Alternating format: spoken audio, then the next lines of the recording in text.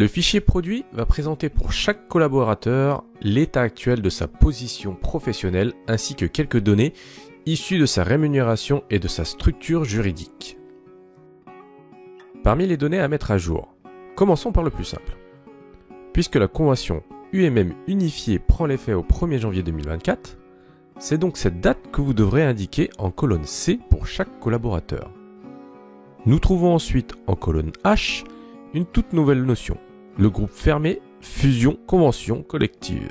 Cette information, une fois renseignée, permettra au moteur de paye d'effectuer les calculs avant et après fusion afin de vérifier que les collaborateurs ne sont pas lésés, notamment en ce qui concerne l'ancienneté. Désormais, c'est aussi une information que vous devrez saisir à chaque nouvelle embauche. Pour les non-cadres, le groupe fermé est assez simple à définir, puisqu'il suffira de prendre le code convention actuel et de le préfixer par la lettre M, en majuscule. Par exemple, pour quelqu'un qui est actuellement dans la convention 02, le groupe fermé sera M02.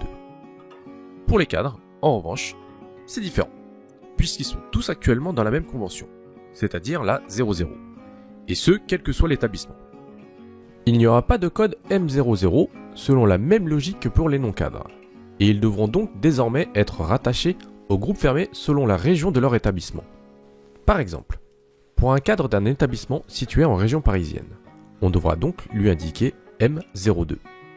En colonne F, nous allons donc retrouver le code convention actuel et bien évidemment, il devra être modifié soit par 89 si vous dépendez de la convention UIMM unifiée en version étendue, ou alors en 8A si vous êtes en version non étendue. La convention unifiée ayant défini une nouvelle grille de classification, il va donc être nécessaire de mettre à jour pour chaque collaborateur la colonne G. La nouvelle grille est identique aux deux conventions, que ce soit 89 ou 8A. En complément des mises à jour déjà effectuées, des forçages individuels peuvent s'avérer nécessaires. Pour cela, c'est toujours la même logique. On va mettre un O majuscule dans la colonne forçage et la valeur souhaitée dans la colonne suivante. Si vous avez besoin d'annuler un forçage qui ne serait plus d'actualité, on vient tout simplement mettre un N majuscule dans la colonne forçage et un N minuscule, entre parenthèses, pour remettre à blanc la valeur précédente.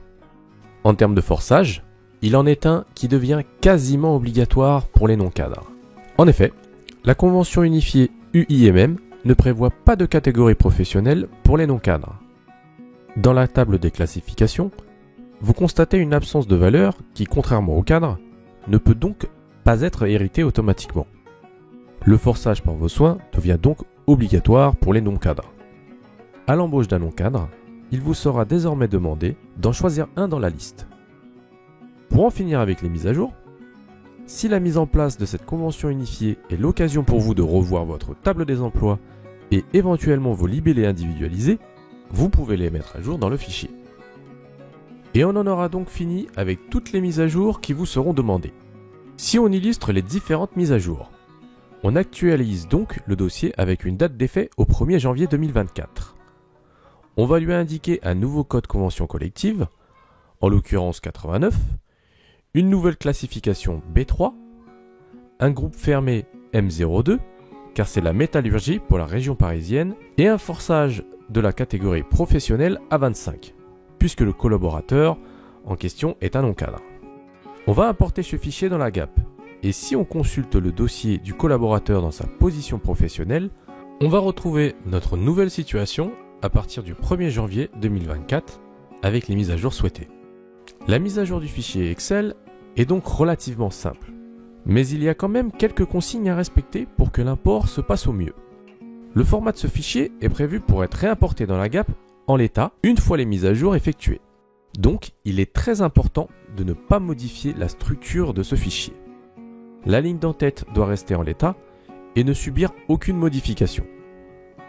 Le nom de l'onglet qui se trouve en bas doit rester Maj Posit P à date. Et il doit être le seul onglet présent dans ce document Excel. Il ne faut pas insérer de colonnes dans le tableau, même si elles sont masquées. Pendant la phase de mise à jour du fichier, il vous est tout à fait possible, d'un point de vue pratique, de filtrer votre fichier, mais il faudra absolument enlever les filtres pour la version finale du fichier que vous allez déposer pour import dans la GAP. Les colonnes A, B et C doivent absolument rester à leur place. Les colonnes A et B ne doivent subir aucune modification. Toutes les cellules du fichier sont au format texte, et il est plutôt préférable de ne pas changer ce format. Les formules Excel sont possibles sur les champs à modifier. Par exemple, si vous voulez valoriser le groupe fermé en fonction du code d'établissement, c'est tout à fait possible.